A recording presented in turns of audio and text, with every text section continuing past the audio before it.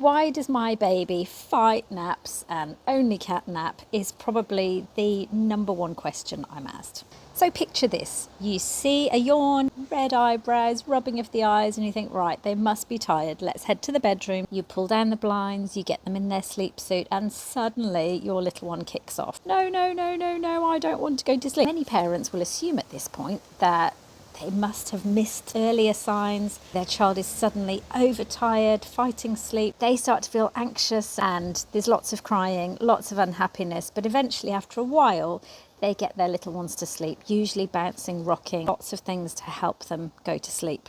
The only trouble is once they're down, it then becomes really hard to transfer them into the cot. Their eyes ping awake the moment their tiny bottoms hit the mattress. So many parents will find themselves nap trapped at this point, sitting in an armchair with their little one asleep on there. They cannot get away. And of course, if this is happening 2 or 3 times a day, you're going to reach burnout pretty quickly. Now, the other thing that commonly happens in this scenario is if they do manage to get their little ones down, the sleeps only last for maybe 20-30 minutes. Sounding familiar? Now, the very first thing that I do for clients who come my way with this question is to establish whether or not their child is having a good amount of sleep in 24 hours already. So often it turns out that we are expecting more sleep than the child is capable of when we look at what's normal in terms of world averages. It's really common for parents to overestimate how much sleep their children actually need. And let's face it, that's probably perpetuated by all the messaging online that warns you of the perils of overtiredness in your baby. Above all else, don't let them get overtired. Terrible things will happen. So of course, as they've been warned, parents are endlessly trying to get their kiddies down for a nap to avoid the overtiredness, but many are inadvertently putting their little ones down too soon. The resistance at the mention of going into the bedroom or the blinds being put down, we can simply attribute to this child not being ready for sleep.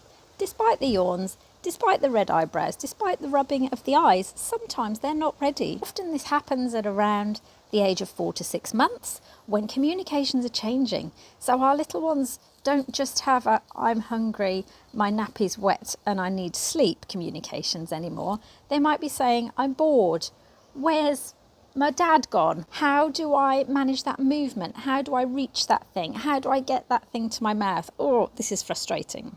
But because we're always on high alert for tired signs, that's the conclusion many of us jump to. So if you're struggling with your little one's nap, I've got a challenge for you. Next time you think their nap is coming up, challenge those tired signs. So move them from the play mat to the bedroom carpet to the bathroom tiles to a wooden floor. Just let them have some different sensory experience, give them a different activity, and you might be surprised by how much extra stamina they have. See if they actually do end up going to sleep a bit more easily with an extra half an hour awake time, maybe even an hour. If they're having a great time, there's no rush, nothing bad will happen, despite all the things you've been told. I just do not believe that human nature would have designed babies to self-destruct if they get overtired. You know what I mean? Best of all, you might find that they actually sleep for longer once they have gone down more easily too.